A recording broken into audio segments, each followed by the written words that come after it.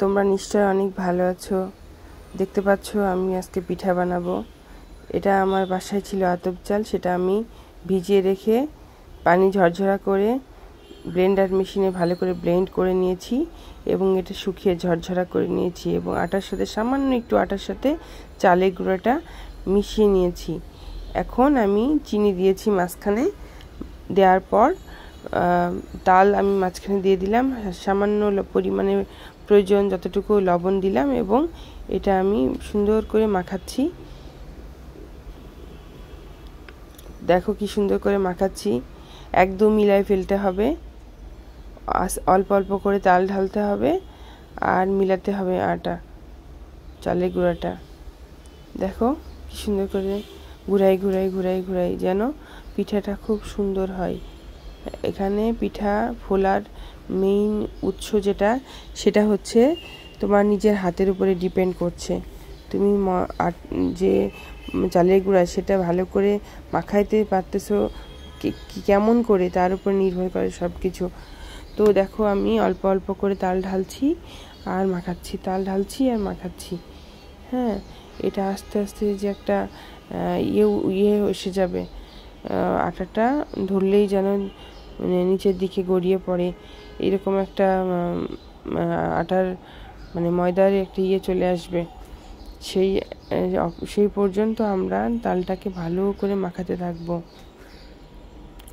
অল্প অল্প দেবো আর মাখাবো, এটা কন্টিনিউ চলতে থাকবে। দেখো আর একটু সামান্য চালের গুঁড়া মিক্সড করে দিলাম আমি, আর একটু দিতে হবে।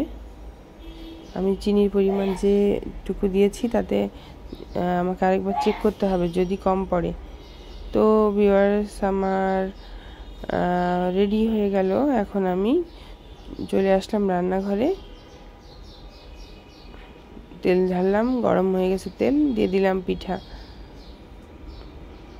গোলাটা দেখো সুন্দর হয়েছে, যেহেতু ফুলবে সবগুলো, এত সুন্দর ফুলবে। আর তালে জানো তো এত ঘ্রাণ, তুমি কয়টা খাবে, ইচ্ছা হবে আরও খাই আরও খাই এরকম। তো আমরা এক একজন অনেক অনেক বেশি বেশি করে খাবো। দেখতে পাচ্ছ কি সুন্দর ফুলেছে,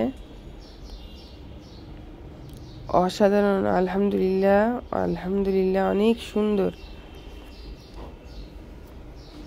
একসাথে আগে প্রথমে একটা দিয়েছিলাম, পরে ভাবলাম দুইটা দিব, এখন দেখছি না তিনটা দিলে চলবে।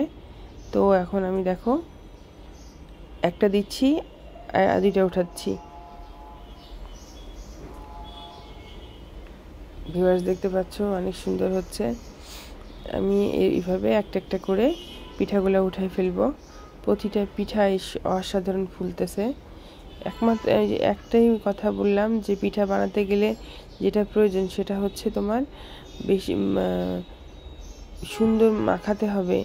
চালের গুঁড়ার সাথে তালটা এত সুন্দর করে মেরিনেট করতে হবে, মানে এত বেশি মাখাতে হবে যে মানে ধরলেই যেন সরাত করে নিচের দিকে পড়ে যায়।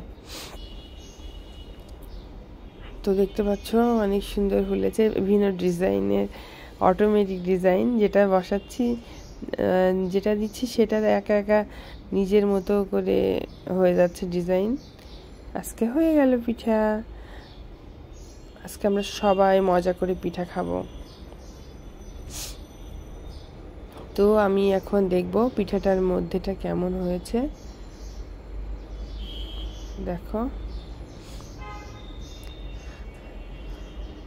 অনেক সুন্দর হয়েছে। ভিউয়ার্স, তোমাদের আমার রান্নাঘরে আমার রান্না তোমাদের যদি ভালো লেগে থাকে অবশ্যই তোমরা আমার ইউটিউবে চ্যানেলে শেয়ার করবে, লাইক করবে, কমেন্টস করবে,